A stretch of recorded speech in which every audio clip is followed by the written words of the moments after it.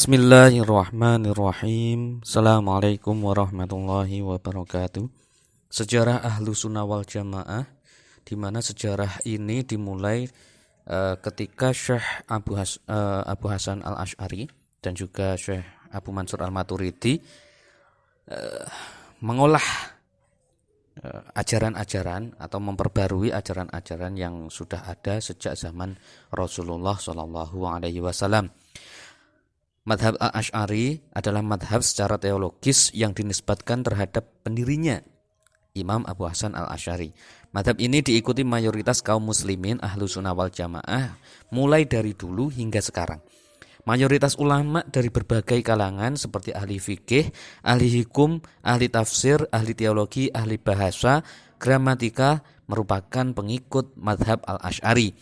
Namun demikian, seiring ada pernyataan dari beberapa kalangan, baik melalui buku, jurnal ilmiah maupun melalui media publikasi, yang mengatakan madhab al-Asy'ari bukan Ahlu Sunnah wal Jamaah. Menurut mereka, Ahlu Sunnah wal Jamaah adalah kelompok mereka, meskipun pandangan-pandangan mereka banyak yang menyimpang dari Al-Quran, As-Sunnah, dan pendapat ulama salafus soleh. Karena itu, sebelum menguraikan siapa sebenarnya golongan yang layak mewakili Ahlu Sunnah wal Jamaah, maka kita harus mempelajari, mengetahui apa itu madhab al-Asy'ari dan al-Maturidi, atau Salafi Wahabi ataupun Syiah sekalipun. Di sini kita akan membahas tentang madhab al-Asy'ari. Membicarakan lahirnya suatu aliran sangat terkait dengan konteks sosial dan pemikiran pada masa aliran tersebut lahir. Karena dalam membicarakan lahirnya madhab al-Asy'ari, kita harus meneropong konteks sosial dan pemikiran yang melatar belakangi lahirnya madhab itu. Imam Abu Hasan al-Asy'ari hidup pada paruh kedua abad ketiga dan paruh pertama abad keempat Hijriah. Periode tersebut menyaksikan beragam peristiwa penting dalam bidang pemikiran yang memiliki pengaruh dominan dalam dinamika ilmu kalam atau teologi. Secara spesifik, ilmu-ilmu keislaman yang pada umumnya di samping itu, periode tersebut merupakan masa keemasan ilmu pengetahuan Islam dengan kebebasan berpikir yang menjadi identitas masa itu. Setiap orang berhak mengeluarkan pandangan dan memperkuatnya dengan berbagai ragam bukti dan argumentasi.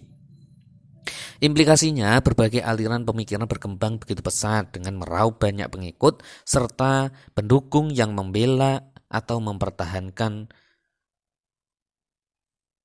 pemikirannya.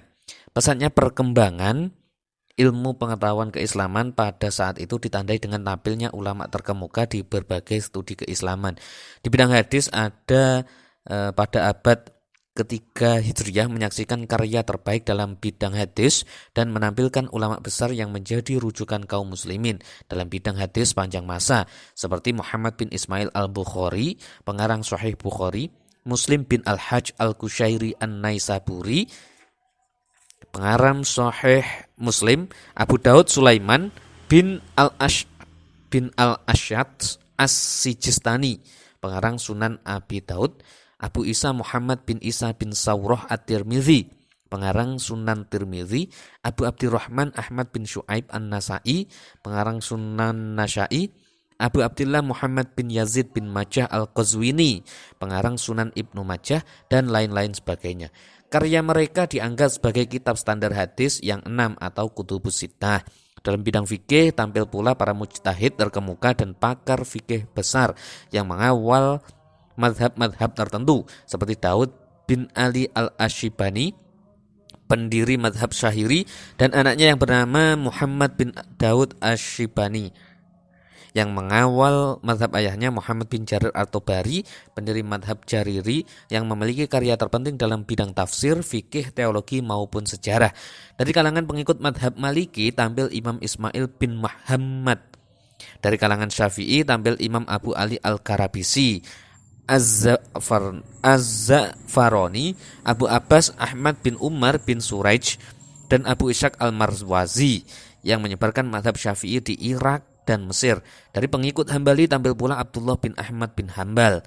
Dan bidang tasawuf, abad ketiga Hijriah merupakan masa terbaik dalam perkembangan ilmu ketasawufan, di mana pada saat itu mulai perpinjangan aspek-aspek tasawuf yang belum pernah menjadi objek kajian pada masa sebelumnya, seperti pembahasan tentang seluk-beluk etika, nafsu maupun suluk atau perjalanan spiritual seorang sufi menuju Allah Subhanahu wa taala dengan lebih mendetail yang belakangan dikenal dengan istilah maqamat dan ahwal. Kajian kaum sufi saat itu mulai merambah pada persoalan makrifat dan metodologinya, kajian tentang tauhid, fana dan lain sebagainya.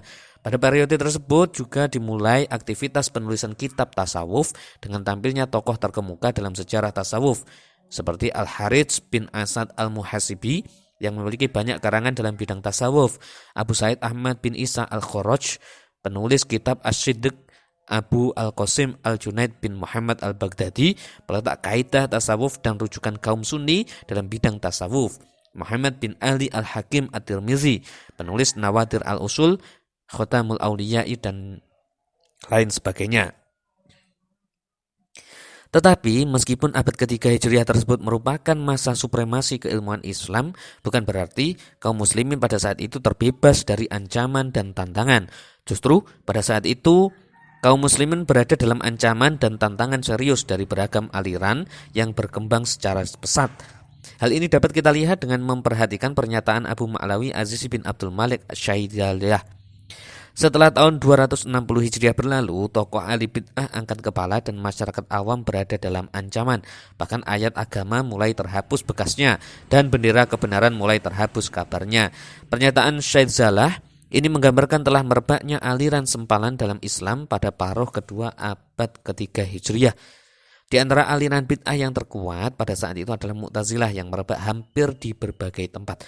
Memang pada masa Khalifah Al-Mutawakkil, kelompok Ahlussunnah wal Jamaah meraih kemenangan secara politis melawan Mu'tazilah dengan disingkirkannya kaum Mu'tazilah dari lingkaran kekuasaan Khalifah. Di tahun pertama pemerintahan Al-Mutawakkil mengeluarkan keputusan pembatalan kemakhlukan Al-Quran yang diterapkan oleh ketiga Khalifah sebelumnya, melarang masyarakat memperdebatkan dan menganjurkan penyebaran ajaran Ahlussunnah wal Jamaah. 2 tahun berikutnya, tepatnya pada tahun 234 Hijriah atau 848 Masehi, Al-Mutawakkil mengeluarkan kebijakan politik yang lebih tegas. Dia melarang membicarakan kemakhlukan Al-Quran, mengancam orang yang membicarakannya, menganjurkan para fuqaha dan ahli hadis untuk menyebarkan hadis seputar sifat Allah dan meyakinkan keyakinan melihat Allah di akhirat untuk membantah ajaran Mu'tazilah. Pada tahun 237 Hijriah atau 850 Masehi, Al-Mutawakkil mengeluarkan keputusan yang paling keras, yaitu memberhentikan Ahmad bin Abu Daud atau ulama besar Mu'tazilah dari jabatannya sebagai hakim dan menggantikannya dengan Yahya bin Aqsam. Al-Mutawakkil juga menahan tokoh Mu'tazilah seperti Abu Al-Walid bin Abi Daud dan saudara-saudaranya, lalu mendeportasi mereka jauh dari istana khalifah. Namun hingga Khalifah Al-Mutawakkil wafat, pengikut Mu'tazilah tetap merebak di mana-mana. Hal tersebut terjadi karena sejak kekhalifahan dipegang oleh Al-Mutawakkil, Daulah Abbasi memasuki masa awal keruntuhannya hingga jatuh ke tangan Tartar pada tahun 656 Hijriah.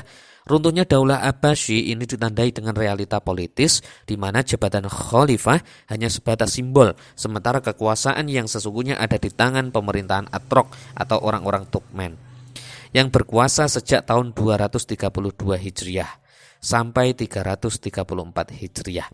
Setelah pemerintahan Atrok tumbang, Daulah Abbasi jatuh lagi ke dalam cengkraman penguasa Bani Buwaih yang beraliran Syiah dan Mu'tazilah, yaitu pada tahun 334 Hijriah sampai 447 Hijriah. Setelah itu Daulah Abbasi jatuh lagi ke tangan penguasa Bani Saljuk yang berkuasa sejak 447 Hijriah. Sampai akhirnya Daulah Abbasi benar-benar mengalami keruntuhan yang paling tragis dalam sejarah di tangan pasukan Tartar yang menginvasi negara-negara Islam pada tahun 656 Hijriah. Merebaknya aliran bid'ah pada abad ketiga Hijriah tersebut ditandai dengan menguatnya aliran Mu'tazilah sejak memperoleh dukungan dari 3 Khalifah Abbasi sebelumnya, yaitu Khalifah Al-Ma'mun, Al-Mu'tasim, dan Al-Watsiq. Berkat kebijakan ketiga khalifah itu yang mengharuskan masyarakat mengakui ideologi kemakhlukan Al-Quran, ajaran Mu'tazilah tersebar luas di Baghdad, terutama di Baghdad bagian utara, sampai memasuki rumah masyarakat awam, bahkan diikuti oleh banyak kalangan wanita lanjut usia dan kaum pekerja. Ajaran Mu'tazilah juga merebak di daerah timur berkat upaya Wasil bin Atok, pendiri ajaran Mu'tazilah, yang mengirimkan Has bin Salim, muridnya ke Tirmidz untuk menyebarkan paham Mu'tazilah ke sana. Sehingga sejak saat itu Mu'tazilah mulai merebak di sana sehingga akhirnya tersebar di wilayah Irak, Khurasan dan negeri seberang Sungai Amudarya di bawah naungan penguasa Bani Buwaih. Menurut Al-Maqdisi, ajaran Mu'tazilah diikuti mayoritas masyarakat Syiah di daerah Ajam, masyarakat awam di Rai, dan mayoritas penduduk Khuzestan. Sedangkan orang Syiah yang tinggal di Oman, Sarawak, dan sepanjang tepi pantai Bahrain adalah pengikut Mu'tazilah. Di daerah barat, ajaran Mu'tazilah diikuti oleh penduduk Maroko berkat upaya Wasil bin Atok yang mengirimkan muridnya Abdullah bin Al-Harits untuk mengajarkan ideologi Mu'tazilah ke sana. Sehingga beberapa titik di Maroko serta Afrika Utara menjadi pusat penyebaran paham Mu'tazilah seperti Baidok, Urobah, Tangir, Libli, Aizaroj, Zannatah, Tunis, dan Libya. Di Maroko, paham Mu'tazilah mendapat dukungan resmi dari dinasti Adarasiyah yang berkuasa dari sana 172 Hijriah sampai 375 Hijriah. Dinasti ini didirikan oleh Idris bin Abdullah bin Al-Hasan bin Hasan bin Ali bin Abi Thalib setelah melarikan diri dari kerajaan Khalifah Harun ar-Rasyid di Irak. Di sisi lain, merebaknya aliran Mu'tazilah juga didukung oleh pengaruh paham Mu'tazilah terhadap aliran sempalan yang lain. Dalam realita yang ada, beragam aliran sempalan dalam Islam seperti Khawarij, Syiah Imamiyah, Ismailiyah, Zaidiyah, serta yang lain sebagainya ternyata mengadopsi metodologi dan ideologi Mu'tazilah. Aliran Mu'tazilah adalah aliran sempalan yang paling dominan dengan banyak tokoh serta pengikutnya, karena penganut Syiah di Irak secara mutlak adalah juga pengikut Mu'tazilah. Demikian pula penganut Syiah di daerah India, Pakistan, Syam, yang meliputi Syria, Jordania, Libanon, dan Palestina. Penganut Syiah di Iran dan penganut Syiah Zaidiyah di Yaman dalam bidang ideologi mengikuti mazhab Mu'tazilah.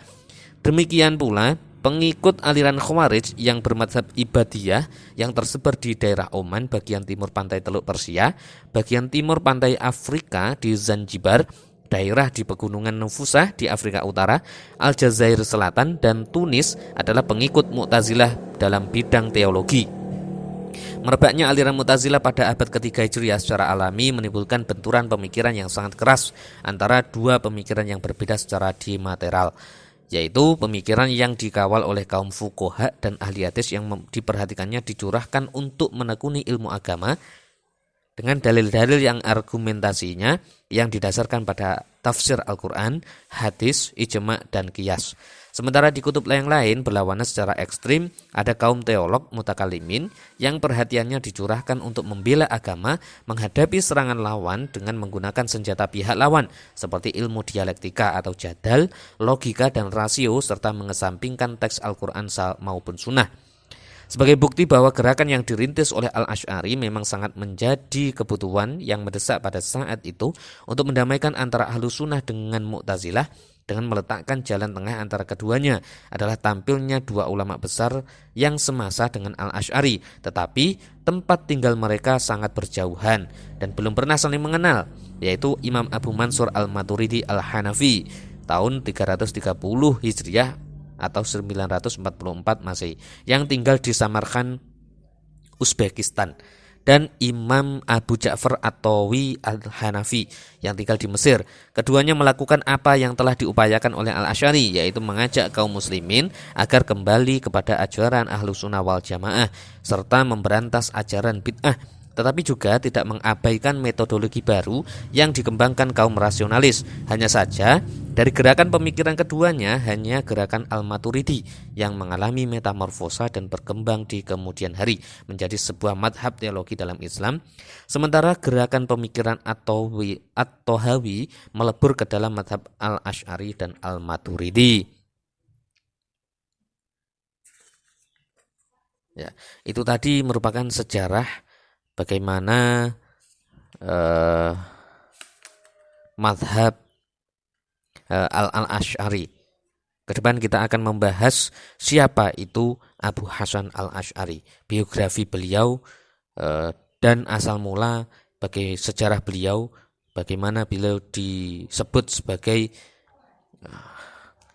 pengawal atau pembaharu kembali ahlu sunnah wal jamaah bersama dengan Imam Abu Mansur al-Maturidi. Demikian. Assalamualaikum warahmatullahi wabarakatuh.